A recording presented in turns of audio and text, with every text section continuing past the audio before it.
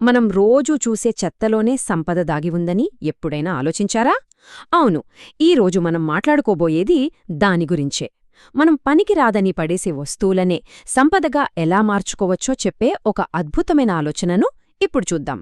మనం తెలుసుకోబోయే విషయానికి ఇదే గుండెకాయ. చెత్తనొకయ్యా తమ్ముడా, చెత్తే మనకు సంపదయ్యా. అబ్బా, ఎంత బలమైన మాట కదండి! ఈ ఒక్క మాట మన ఆలోచించే పద్ధతినే మార్చేస్తుంది. అసలు చెత్త ఎలా సంపదవుతుందో ఇప్పుడు వివరంగా తెలుసుకుందాం. సరే, ఈ ఆలోచన బావుంది. కాని దీన్ని ఆచరణలో ఎలా పెట్టాలి? మనం పడేసే చెత్తే మన సమాజానికి ఎలా సంపదగా మారుతుందో స్టెప్ బై స్టెప్ అర్థం చేసుకుందాం. ఇది కేవలం మాట కాదు, మనందరి బాధ్యత కూడా. ఈ పాటలో చెప్పిన అసలు విషయమేంటంటే చాలా సింపుల్. ప్రతి ఇల్లు వాళ్ల చెత్తను వేరుచేస్తే చాలు, ఊరంతా వెలిగిపోతుందట. చూసారా, మన ఒక్కరి చిన్న చర్య ఊరికి ఎంత పెద్ద మేలు చేస్తుందో? అయితే ఈ మార్పుకి మనం వేయాల్సిన మొదటి అడుగు ఏంటి? మనం పడేసే చెత్త అంతా ఒకే రకం కాదని తెలుసుకోవడం. దీన్ని 2 రకాలుగా విడదీశారన్నమాట. అవేంటో ఇప్పుడు చూద్దాం. ఇక్కడ చూడండి, 2 రకాల చెత్తను పక్కపక్కన పెట్టారు. ఒకటి తడి చెత్త, మరొకటి పొడి చెత్త. ఈ రెండింటి మధ్య తేడా ఏంటో అర్థమైతే చాలు, మన పని చాలా తేలికైపోతుంది. సరే, ముందుగా తడి చెత్త అంటే ఏంటో తెలుసా? మన వంటగది నుంచొస్తుంది కదా, కూరగాయల తొక్కలు, మిగిలిపోయిన అన్నం, ఆకులు, ఇలాంటివన్నీ అనమాట. ఇవన్నీ భూమిలో కలిసిపోతాయి. అందుకే దీన్ని తడి చెత్త అంటాం. ఇక రెండోది పొడి చెత్త. పేర్లోనే ఉంది కదా, ఇది అంత తేలిగ్గా కుళ్ళిపోదు.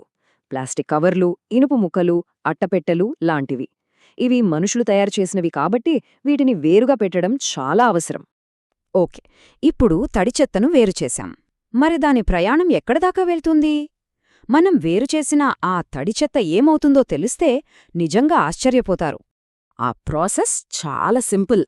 మన వంటగదిలో వచ్చిన తడి చెత్తనంతా తీసుకెళ్లి ఒక గుంతలో వెయ్యాలి. దానికి కొంచెం నీళ్లు కలిపితే చాలు. ఇక మిగతా పని వానపాములు చూసుకుంటాయి. అవే ఆ చెత్తనంతా ఒక అద్భుతమైన ఎరువుగా మార్చేస్తాయి. చివరికి మన చేతికి వచ్చే ఆ నిధి, ఆ సంపద ఏదో తెలుసా? అదే వర్మీ కంపోస్ట్. అవును, తడి చెత్త నుంచి తయారైన ఈ సహజ ఎరునే వర్మీ కంపోస్ట్ అంటారు. పాటలో చెప్పిన అసలైన సంపదంటే ఇదే అనమాట. మరి ఈ వర్మీ కంపోస్ట్ వల్ల ఉపయోగమేంటి? పాటలో ఎంత బాగా చెప్పారో చూడండి. పంటలకు బలమిస్తాయి అంటే ఇది మన పొలాల్లోకి వెళ్ళి మన పంటలకు బలాన్నిస్తుంది. అంటే మంచి పంటలు, మనందరికీ మంచి ఆరోగ్యం. చూసారా చెత్త నుంచి ఎంత బలమొస్తుందో? ఓకే, తడి చెత్త కథ చూసాం. మరి పొడి చెత్త సంగతేంటి?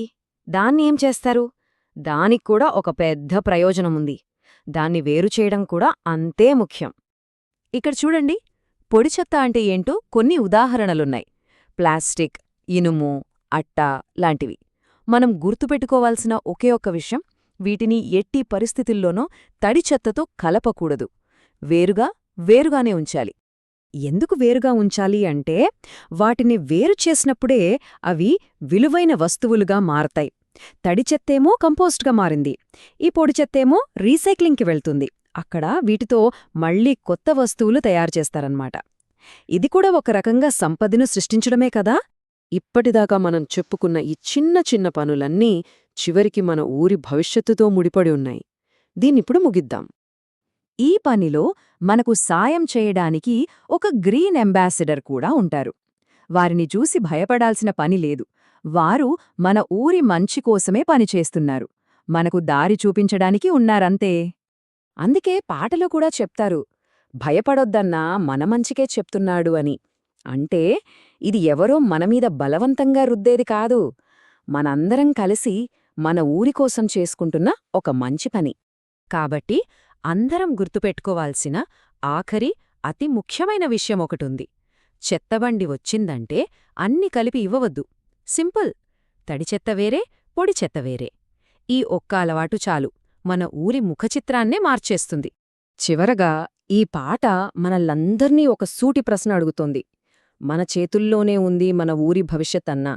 దీనికి సమాధానం వేరే ఎక్కడో లేదు, మనలోనే ఉంది, మన చేతుల్లోనే ఉంది. మరి ఆ మార్పును ఈ రోజునుంచే మొదలుపెడదామా?